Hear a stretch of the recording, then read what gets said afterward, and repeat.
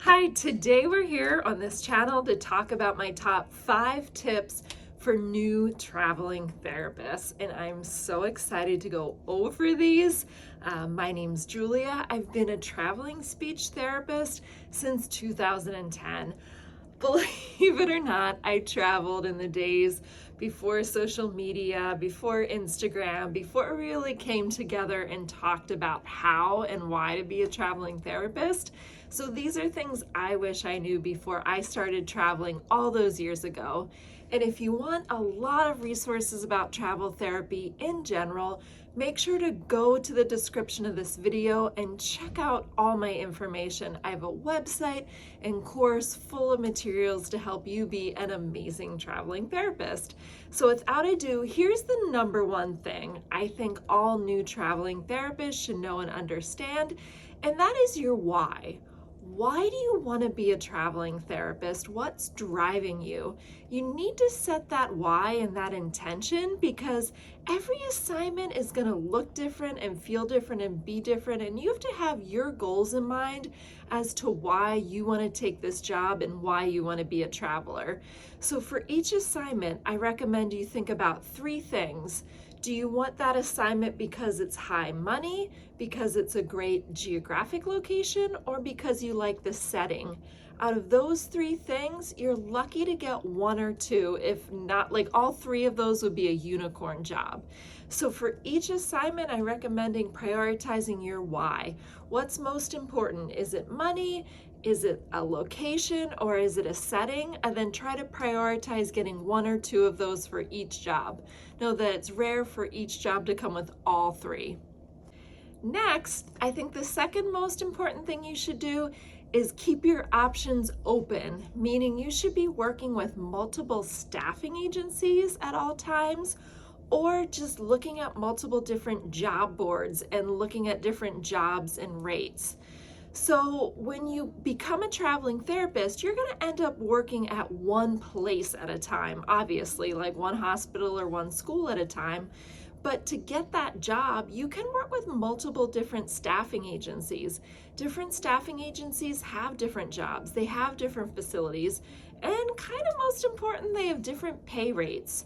So don't lock yourself into only working with one agency. Work with multiple agencies to see which one is the best for you. Of course, you only submit to a job with one agency, but until you're at the point of submitting, you can work with multiple agencies. Next, don't be afraid to set no, meaning have boundaries. Whether it's you don't like the rate of a job, you don't want to take a job, you can always say no. You're in the controlling driver's seat of your travel therapy experience. Some recruiters and companies out there, they can be very demanding, like high pressure sales, telling you if you don't take this opportunity, there's never going to be one like it again, that sort of high pressure sales stuff. Honestly, not the truth at all. There are so many travel therapy jobs. When you've been in the market as long as I have, you see the same jobs come up again and again and again, and you realize, honestly, nothing is really like a unicorn. Like, jobs are always there. Sometimes there's a really high rate, but if for some reason you don't get it, another job's gonna come along. So don't be afraid to say no and do what's best for you. Then when you get on assignment, and this is gonna be hard for some people, but don't go in there and trying to change everything. So as a traveler, you're in a job for 3 months, maybe 9 months. You're there to fill in for a desperate staffing need. There's gonna be broken systems. There's gonna be things different at that place versus the place you came from. But as a traveler, you're there to do your job and work. You're not there to try to change everything and complain about the way things are done. Obviously, if there's an ethical situation, you can report that to the boards and powers that be, and you might want to end your contract, but I'm not talking about that. I'm just talking about going into a job and saying, like, I don't like the way that's done, you should do it this way. Don't do that. You just want to go in and work with the systems that are there, and remember that not everybody does everything the same, and when you're working at a different place, things can be done differently and you do things their way. Finally, least but absolutely not last, I highly recommend you have an emergency fund of money. So as a traveler, you only get paid when you're working. There is no paid time off. If you have to take a week off in between contracts, you're not getting paid for that. Your contracts are also usually at will. They could be cut at any time. So if you're without work, if you're not getting paid, make sure you have money to support yourself. I recommend at least having, minimum like 1 month's worth of expenses in an easily accessible bank account that you could pull it out if you need it. That's the bare minimum.